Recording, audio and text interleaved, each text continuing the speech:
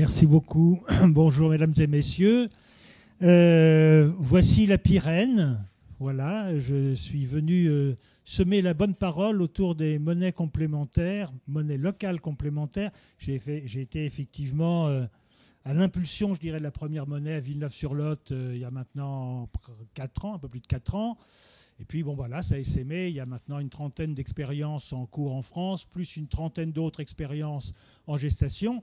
Et puis, il y a, d'après les derniers comptes qui sont très approximatifs, 12 à 13 000 expériences de monnaie complémentaires, donc pas forcément uniquement locales et pas forcément dans les mêmes objectifs, mais grosso modo, il y a un mouvement mondial citoyen autour de la monnaie qui s'est créé depuis quelques décennies et qui prend de l'ampleur.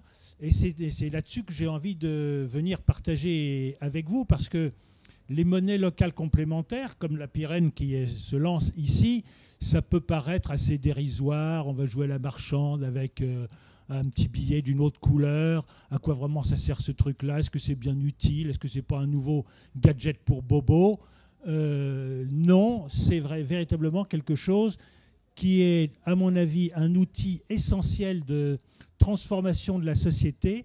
Et c'est ça que j'ai envie donc de partager avec vous. Donc je ne vous parlerai pas, enfin je vous parlerai tout à l'heure de la monnaie locale et comment ça fonctionne, mais je vais chercher d'abord à la mettre en perspective pour tâcher de vous communiquer tout l'intérêt et tout l'enjeu qui se cache derrière ces monnaies locales complémentaires. Alors ça conduit à avoir une réflexion de fond sur la monnaie.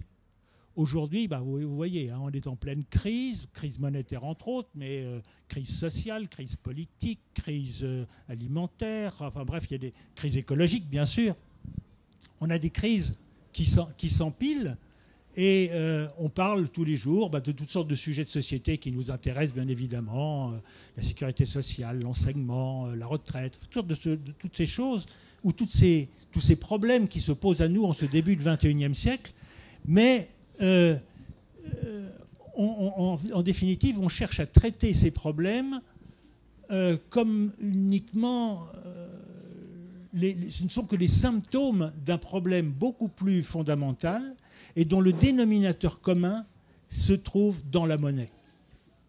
Et pour comprendre pourquoi tous ces systèmes ou toutes les crises que nous confrontons actuellement trouvent leur source dans la monnaie, eh bien, il faut d'abord comprendre quelle est la nature de la monnaie. Parce que dans les manuels d'école, et quand on apprend un petit peu la monnaie, quand on aborde la monnaie, vous remarquerez que c'est un sujet qu'on n'aborde pas autre que de savoir comment en gagner. Hein.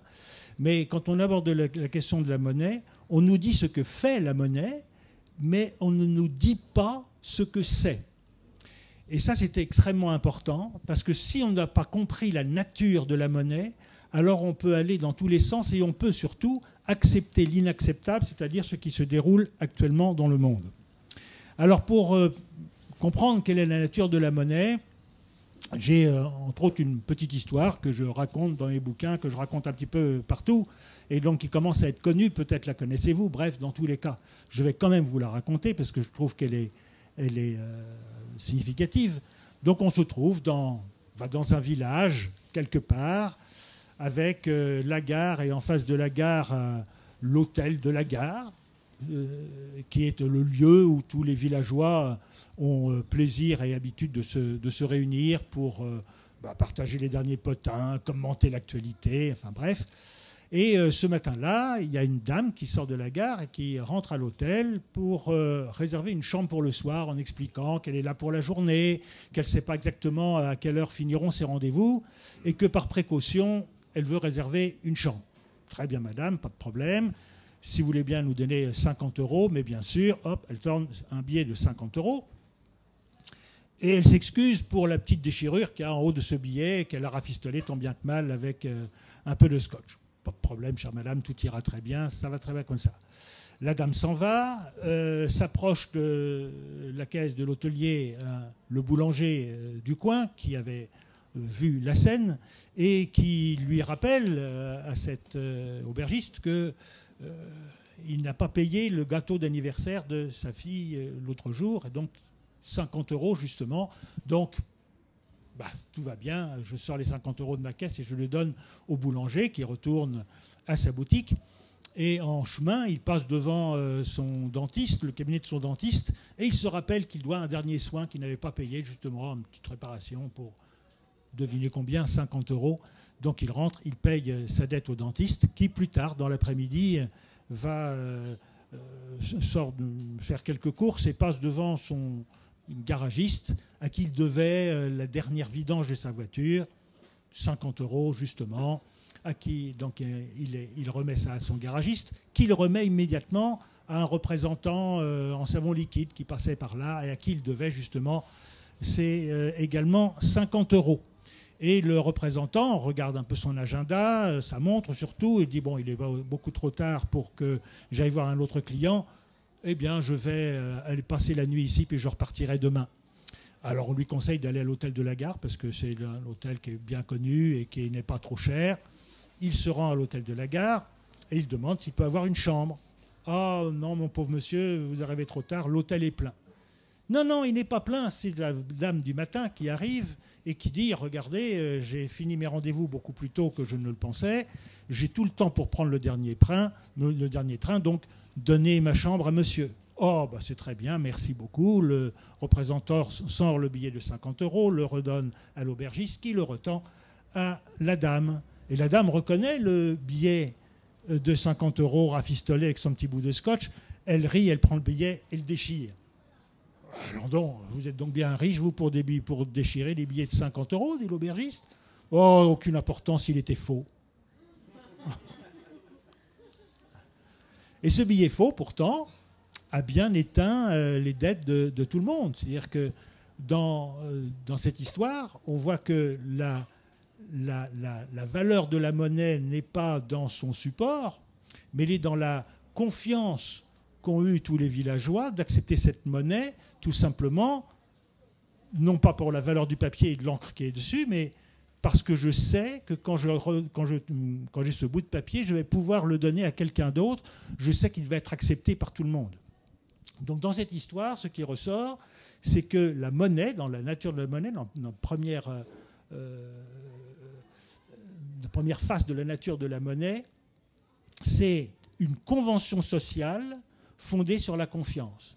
C'est-à-dire que voilà, on est ici une communauté, et bien si on se met d'accord sur une unité de compte, et si on s'engage tous à l'accepter comme moyen d'échange, alors ça y est, on a une monnaie. Et c'est le cas ici. Deuxième aspect des choses, parce que la nature, pour moi, la nature de la monnaie a une double face, et c'est peut-être un peu plus subtil à ce niveau-là. Lorsque je paie quelqu'un, j'ai l'impression que voilà, j'ai payé avec un billet, on ne se doit plus rien. J'ai reçu, moi, un bien ou un service, et parce que j'ai donné ce billet, la transaction est terminée et chacun peut retourner à ses affaires. Ça, c'est ce qu'on a dans notre représentation des choses. En fait, si je donne un billet, c'est parce qu'il y a un déséquilibre dans l'échange. Par exemple, je suis allé chez le coiffeur, on m'a fait une coupe de cheveux, 20 € par exemple. À un autre niveau, ça aurait pu être qu'est-ce que je peux faire pour toi, cher coiffeur, pour compenser ou pour échanger avec toi. Toi, tu viens de me couper les cheveux, et toi, de quoi tu as besoin? Et qu'est-ce que je peux t'offrir en échange qui est le même niveau de valeur à notre regard mutuel pour qu'on soit quitte? Dans notre société, et dans une société où il y a une telle diversité de biens et de services, il est quasiment impossible, sauf cas tout à fait rare, qu'il y ait une coïncidence entre ce que l'on peut échanger dans les médias. Donc en fait, le billet, la monnaie a cette intelligence, ou du moins ceux qui ont imaginé la monnaie a cette intelligence de pouvoir transmettre une dette. Lorsque je donne un billet, ça pourrait plutôt être une reconnaissance de dette sur laquelle il serait marqué nous, communauté de, peu importe le pays par exemple, reconnaissons que le porteur de ce billet a offert un bien ou un service à une personne de notre communauté, n'a rien reçu en retour en satisfaction de ses propres besoins, mais peut maintenant aller chercher dans la communauté satisfaction de son besoin à hauteur de cette valeur, de la valeur qui est sur le billet.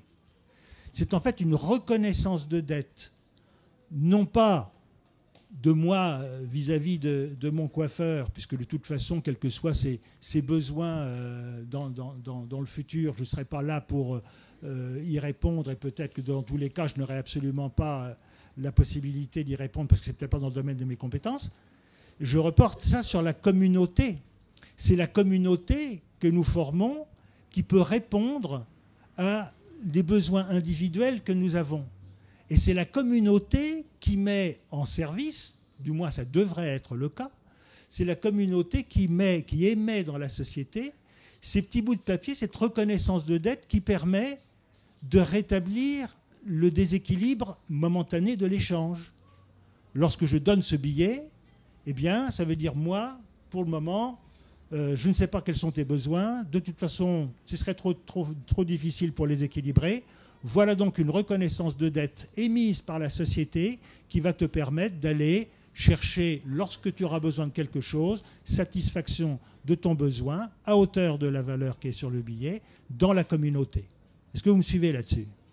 Donc, la monnaie est une reconnaissance de dette de la communauté en reconnaissance de l'activité, de la richesse produite par les membres de cette communauté. Vous me suivez bien là-dessus? Parce que c'est essentiel. Parce que si on reprend ces deux aspects de la nature de la monnaie, il faut bien comprendre qu'aujourd'hui, la monnaie que nous avons, l'euro, dans notre système, n'a pas plus de valeur que le faux billet de la dame de mon histoire. C'est tout simplement parce que depuis 1971 exactement, toutes les monnaies qui circulent dans le monde sont dématérialisées. Autrefois, jusqu'en 1971, par l'intermédiaire du dollar qui était encore convertible en or, les monnaies avaient un lien avec une matière précieuse qui était l'or.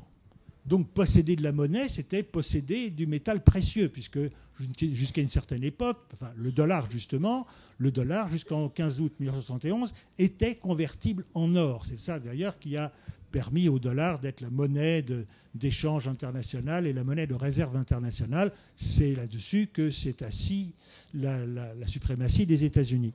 Donc il y avait bien dans notre passé, dans notre histoire, la monnaie a été métallique, la monnaie avait une valeur en soi.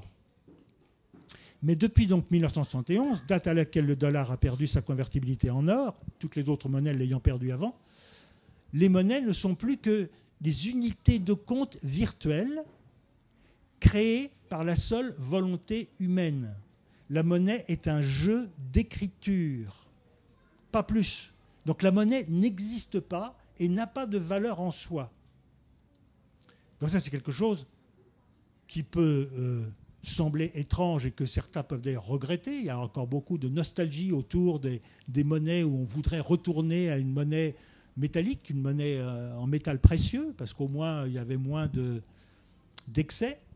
Mais en fin de compte, c'est une chance absolument extraordinaire.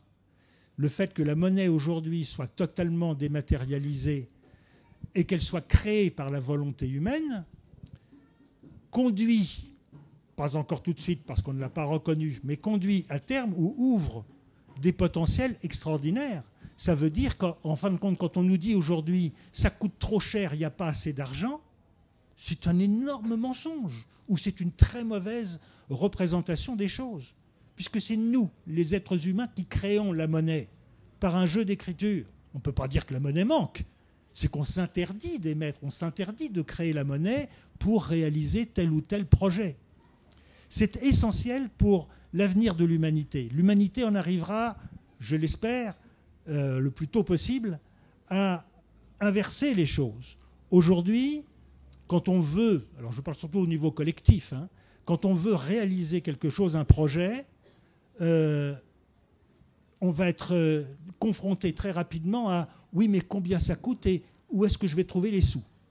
Donc c'est le financement, c'est la capacité à mobiliser une somme d'argent qui conditionne le contenu même du projet. Parce qu'on s'aperçoit souvent que nos rêves sont trop élevés ou que ce qu'on voudrait faire, ça ne rentre pas dans nos possibilités financières. Alors, vous avez bien vu d'ailleurs comment ça se passe dans la société aujourd'hui. On commence toujours par vous dire, quand vous amenez un projet quelconque, quel est votre budget ? Et puis c'est en fonction du budget, regardez au niveau de l'État, hein, comment on fictionne, avec des ministères qui ont des budgets, etc. En fonction de ce budget, qu'est-ce que je peux faire ? Donc ça veut dire que la créativité humaine et le potentiel d'expression de cette créativité est limité par la monnaie. Une monnaie que par ailleurs, on pourrait créer comme on veut. Donc on est là sur une contradiction considérable, mais quand on aura réalisé les choses, quand on aura bien réalisé que la monnaie en soi n'a aucune valeur et que la véritable valeur, elle est dans cette planète Terre, dans les richesses qu'elle nous offre et dans la créativité de l'être humain et sa capacité à créer des véritables richesses, la question de fond sera de se dire quel type de richesse on veut créer. Et une fois qu'on se sera mis d'accord dans un débat public, à partir du local vers le global, quand on se sera mis d'accord sur quels sont les projets qu'on veut réaliser, alors on émettra la monnaie qu'il faut. Et on n'aura pas besoin ni de lever de l'impôt, ni d'emprunter de l'argent. On crée l'outil monétaire qui permet de fluidifier cet échange. Ça, c'est à venir, mais c'est ce qui est sous-jacent aux monnaies locales. Alors, dans ce que je vous disais que la monnaie, aujourd'hui, est une unité de compte créée par l'être humain. La question se déplace vers « Ah oui, qui crée la monnaie ?» Or, qui crée la monnaie aujourd'hui, c'est le système bancaire privé. Pas une banque en tant que telle, mais le système bancaire privé, la corporation des banques dans le monde. Or là, si vous vous souvenez du deuxième aspect de la nature de la monnaie dans mon histoire, la monnaie devrait être émise par la communauté en reconnaissance de l'activité fournie par les membres de cette communauté. Or aujourd'hui, on est dans une monnaie reconnaissance de dette de la communauté à l'égard des banques. Folie. Folie pure qui explique la dette publique, qui explique le surendettement, qui explique le fait que si on manque d'argent, c'est parce que justement la corporation du monde bancaire a intérêt à continuer à nous faire croire que la monnaie est matérielle, qu'elle a la valeur, que tout est mesurable en monnaie, que la monnaie est rare, etc. Parce qu'elle le raréfie artificiellement, parce que c'est elle qui va décider, selon ses propres critères, de ce qui peut se faire ou de ce qui ne peut pas se faire. Or, en tant que banque, en tant qu'organisme privé, que je sois un garagiste, un épicier ou peu importe qui, une entreprise privée, elle n'a pas vocation à sauver le monde et à faire de la charité. Une entreprise privée a pour objectif de faire du profit financier. On ne peut pas lui reprocher. C'est comme ça dans notre système. Les entreprises privées, l'intérêt particulier, est mesuré par la monnaie et donc par le profit financier. Donc une banque dont le service ou le produit qu'elle nous vend, c'est de la monnaie, son objectif, c'est de gagner de la monnaie avec ce qu'elle nous vend. Même si ce sont des unités de compte virtuelles qu'elle crée de toutes pièces sur son écran d'ordinateur, parce que ne croyez pas qu'une banque a de l'argent dans son tiroir et que, comme on laisse croire dans la société, c'est que les banques ne seraient qu'un intermédiaire qui prêterait l'argent des uns aux autres. Non, en partie oui. Certaines sociétés financières drainent une épargne et qu'elles redistribuent, comme la Nef par exemple. Ça, c'est autre chose. Mais la banque en tant que telle a le privilège de créer la monnaie à partir de rien. C'est un jeu d'écriture qui se forme lorsqu'on emprunte de l'argent. si j'ai un besoin, alors en tant que particulier, ou une entreprise, ou une ville, ou une région, ou un État, lorsque donc des humains ont un besoin d'argent, se tournent vers le système bancaire, et si le système bancaire estime, selon ses critères, des critères de solvabilité et de rentabilité, que l'on est capable de rembourser l'argent qu'elle nous prêtera, alors elle fait par un jeu d'écriture, elle met sur notre compte la somme qu'on demande, mais qu'on devra rendre avec un intérêt. Parce qu'on émet d'un côté une somme, quand la banque me met 100 sur mon compte, elle me demande 110, 115 ou 120 en retour selon l'échéance et selon le taux d'intérêt. Et donc on est dans un système, aujourd'hui, le système monétaire mondial est un système de monnaie temporaire coûteuse.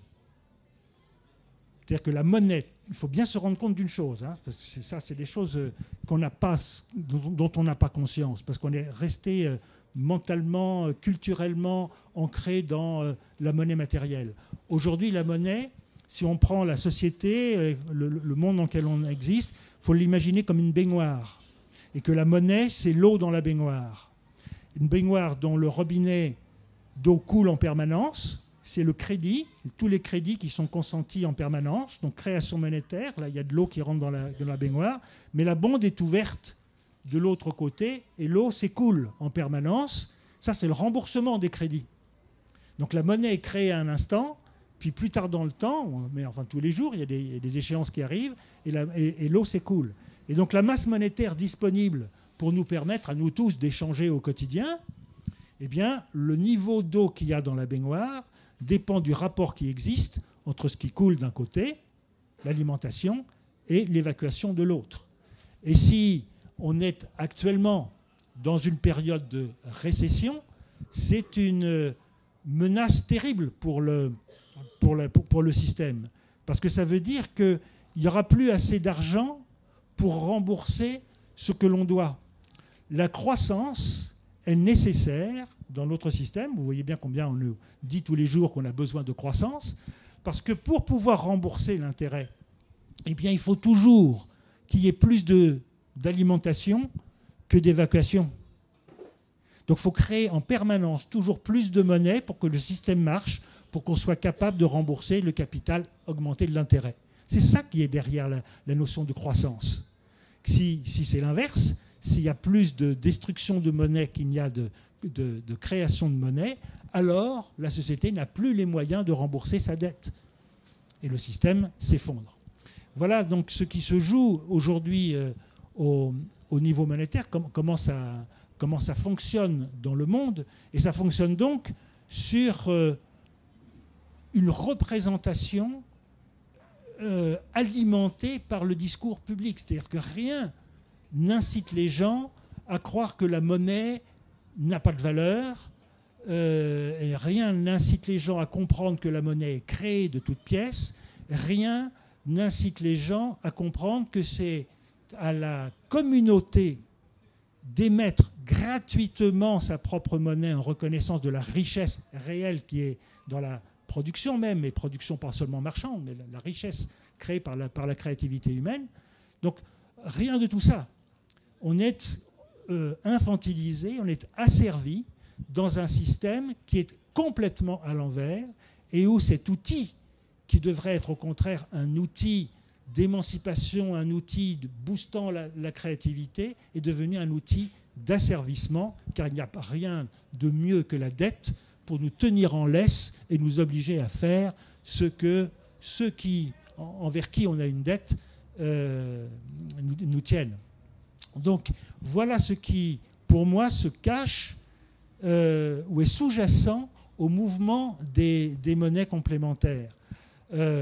C'est pour moi le moyen pour une population, pour les citoyens de ce monde, d'utiliser cette expérience pour se réapproprier cet outil, reprendre le pouvoir qu'on a perdu. Ça ne se fera pas du jour au lendemain, et c'est pour ça que c'est quand même assez difficile et délicat d'aborder les choses, parce qu'en plus on nous dit que la monnaie, l'économie, ça c'est des trucs de spécialistes, c'est très compliqué, vous n'y comprendrez rien, donc laissons faire les grands, ceux qui savent. nous avons accepté des choses absolument inacceptables, entre autres justement l'abandon de la création monétaire par l'État. On a accepté donc des choses inacceptables. C'est à nous aujourd'hui de nous redresser et de savoir dans quel monde on a envie, nous, de vivre, et si ce n'est nous, du moins nos enfants.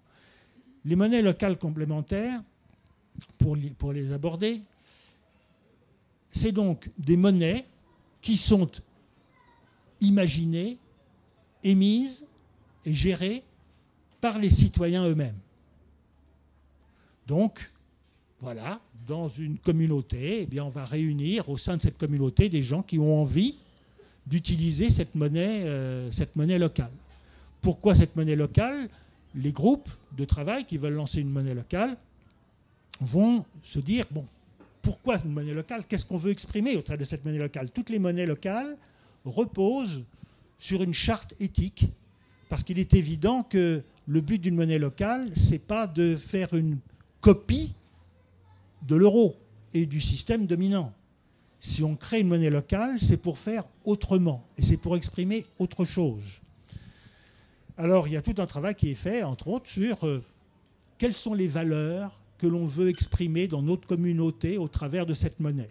Et il y a donc une charte de valeurs qui est sous-jacente et qu'en général, enfin je ne sais pas comment ça se passe ici, quand on veut rentrer dans le réseau, on signe une charte pour dire « moi, en utilisant cette monnaie, je suis d'accord pour être porteur de ces valeurs ». La difficulté est là probablement qui est celle auquel le mouvement des monnaies locales complémentaires se heurte actuellement, c'est que pour avoir accès à ces monnaies locales, il faut les échanger, il faut échanger des euros. C'est-à-dire qu'il faut que j'aille à l'association qui l'a émise ou au comptoir d'échange qu'elle a positionné, qu'elle a créé à certains endroits, pour aller échanger des euros contre une somme équivalente en monnaie locale. Alors, c'est bizarre. Pourquoi se casser la tête? Pourquoi ne pas faire directement avec les euros ce que l'on va faire avec la monnaie locale? Si la monnaie locale est appuyée sur l'euro, je ne vois pas trop l'intérêt. Donc il y a ce premier blocage psychologique que je peux très bien comprendre, mais qu'il faut dépasser pour des raisons qui sont les suivantes. Luc Dando, ce matin, dans sa conférence, a souligné que 97% des flux monétaires mondiaux étaient absorbés par la spéculation et que 3% seulement servaient à ce qu'on appelle l'économie réelle, c'est-à-dire voilà, de quoi se nourrir, se transporter, se vêtir, se chauffer, se loger, etc. C'est dire, quand on sait aujourd'hui les catastrophes que génère la spéculation dans le monde, tant sur le plan humain qu'environnemental, c'est dire qu'on a quand même tout intérêt à ne pas alimenter cette dynamique. Et lorsque je fais l'acte d'aller échanger 20 euros, 50 euros contre l'équivalent en monnaie locale, je dis, au travers de ce geste, moi je ne veux pas, de façon inconsciente ou de façon naïve, entretenir un système dont je suis victime. Car lorsque j'échange 50 euros, par exemple, contre l'équivalent en monnaie locale, je retire 50 euros du grand casino mondial que je vais remettre à mon association qui va le placer sur un compte éthique, est-ce à la nef ici ou dans une banque, enfin sur un compte éthique qui va financer des projets qui correspondent aux valeurs de la charte. Et je vais recevoir l'équivalent en pouvoir d'achat, mais qui cette fois va servir à 100% dans l'économie réelle de mon territoire. Vous imaginez la différence que ça fait ? Ça nourrit véritablement la richesse de mon territoire et je n'ai pas cette évasion de 97% qui partent dans une dynamique, dans une logique dont je serais une victime dans tous les cas tôt ou tard, ou dont je suis déjà victime, parfois sans m'en apercevoir. Donc c'est un acte citoyen responsable.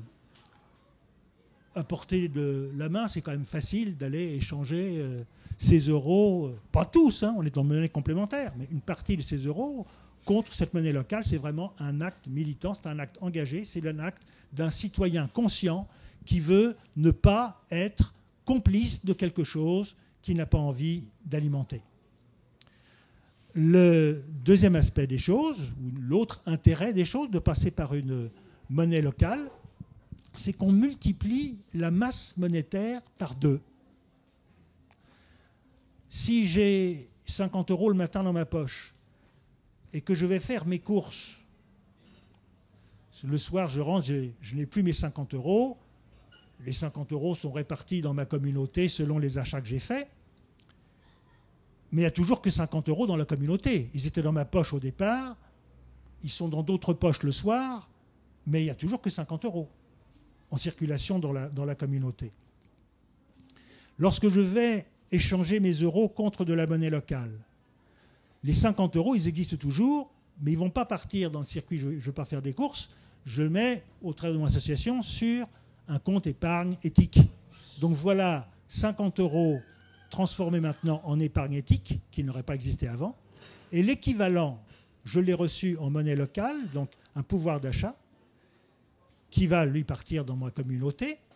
Mais donc, c'est 50 € en épargne, plus l'équivalent de 50 € sous forme de monnaie locale, qui va me permettre de faire des courses dans la communauté. Donc, c'est en fait, on a mis, il n'y a pas plus que 50 € qui circulent dans la communauté, c'est 50 € plus l'équivalent en monnaie locale, l'équivalent de 100 € dans la communauté. Donc, ça donne évidemment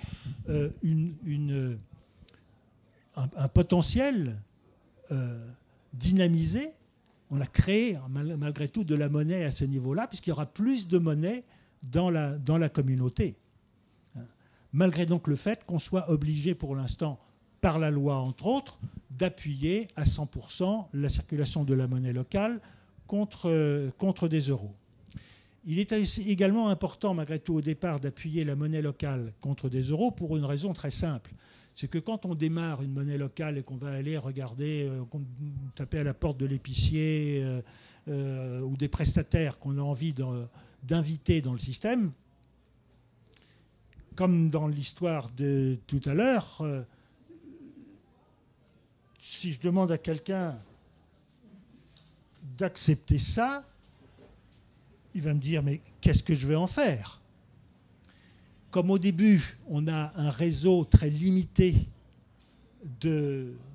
en capacité d'échange, si je donne ce billet, ça ne sert à rien à la personne qui le reçoit, parce qu'il dit « qui va l'accepter? Qu'est-ce que je peux en faire ?» Donc il faut pouvoir, pour lancer la dynamique, créer le climat de confiance, convention sociale fondée sur la confiance, dans la nature de la monnaie. Il faut que je puisse créer le climat de confiance en disant aux prestataires, ne vous inquiétez pas, si vous avez trop de monnaie locale ou si la monnaie locale que vous avez dans votre tiroir caisse, vous ne pouvez pas l'utiliser, eh bien vous aurez quand même la possibilité de la reconvertir en euros. Le but étant évidemment uniquement de créer le climat de confiance au départ, mais d'inviter par la dynamique après les utilisateurs et les prestataires à développer un réseau suffisamment vaste et diversifié pour que la monnaie circule et qu'on ait de moins en moins besoin de la reconvertir. Alors, dernier point, derrière tout ça, on met souvent en exergue la dynamisation de l'économie locale. Oui, c'est vrai. Et c'est un des objectifs premiers, puisqu'aujourd'hui il y a urgence à sauvegarder le peu qui reste de nos économies locales et si possible les redynamiser. Donc c'est vraiment la vocation même des monnaies locales complémentaires dans l'urgence, dans l'immédiat. Mais si j'ai eu toute cette première partie de compréhension de ce qu'est la monnaie et des enjeux qui se cachent par derrière, il faut vraiment utiliser la monnaie locale comme une occasion de repenser la monnaie et de préparer l'avenir, d'aller vers cette imagination de société où la communauté aura récupéré le pouvoir sur la monnaie et où on ne sera plus conditionné par l'accès à la monnaie pour faire ce que l'on veut collectivement réaliser, mais où c'est ce que l'on veut réaliser, accepté démocratiquement, qui conditionne la création monétaire. Vous voyez que le modèle est complètement inversé. Et c'est essentiel dans ce XXIe siècle où c'est la qualité de vie qui doit devenir la première priorité. C'est plus de produire toujours plus et de rester dans cette logique suicidaire de la croissance, c'est de produire mieux, de produire moins, d'être plus heureux avec moins, avec plus de durable. Enfin, ce matin, Luc Dando nous a fait descriptif de l'éco-industrie. Nous avons toutes sortes de possibilités aujourd'hui. Dans la salle, également ce matin, on évoquait le film de Marie-Monique Robin sur Sacrée Croissance, qui est passé récemment et qu'on peut encore voir pendant 1 ou 2 jours, je pense, en direct sur Arte. Il y a des milliers et des milliers d'alternatives en cours actuellement. Le monde de demain est en marche, mais il est en marche encore pour l'instant très encadré et à l'intérieur de la représentation des échanges au sein d'une seule et même monnaie, avec encore un système de redistribution par l'impôt. Bref, il y a cette croisade, il y a cette révolution à opérer dans notre propre esprit en premier, où on doit comprendre que la finalité de l'activité humaine ne doit plus être amasser de l'argent ou gagner de l'argent. La monnaie doit être uniquement un soutien à la créativité humaine et un fluide permettant de mieux échanger les richesses que nous portons. Et ça ne se fera pas tout seul. Ce n'est pas uniquement en ayant ce petit billet, puis en allant à mon marché bio, ou chez mon coiffeur, ou bref, chez le prestataire local, que ça se fera. Ça ne peut se faire que si on se réunit, que si à l'occasion de cette fête, je pourrais dire, de la monnaie locale, parce que c'est amusant en même temps, c'est symboliquement très, très joyeux, et bien qu'on puisse se réunir et incarner plus, réfléchir sur les valeurs de la charte, se dire comment concrètement, au-delà de la simple utilisation de la monnaie, comment concrètement on peut incarner ces valeurs qui sont sur la charte en développant des projets entre nous, en se reliant plus. Bref, c'est cette richesse qu'il faut véritablement développer dans nos communautés et devenir suffisamment puissant pour que dans quelques années, que le mouvement soit suffisamment vaste, diversifié et puissant pour qu'on puisse imposer la reprise du pouvoir sur la monnaie et dans tous les cas la libération de ces monnaies par rapport aux monnaies dominantes qui partent dans la spéculation. Les choses vont changer, obligatoirement. Elles changeront peut-être par le pire, c'est-à-dire par encore une nouvelle crise majeure. Mais au-delà des crises, ce serait quand même peut-être bien qu'on se mette à changer, non pas à force de coups de pied dans le derrière, mais à force d'intelligence et de cœur. Et ça, les monnaies locales, c'est entre autres, parmi d'autres alternatives, mais comme je l'ai rappelé, la monnaie, le dénominateur commun qui relie un petit peu tout ça, les monnaies locales nous permettent de faire une expérience joyeuse où on peut mettre de l'intelligence et du cœur pour remettre cet outil à sa véritable place et pouvoir valoriser la vraie richesse. Merci.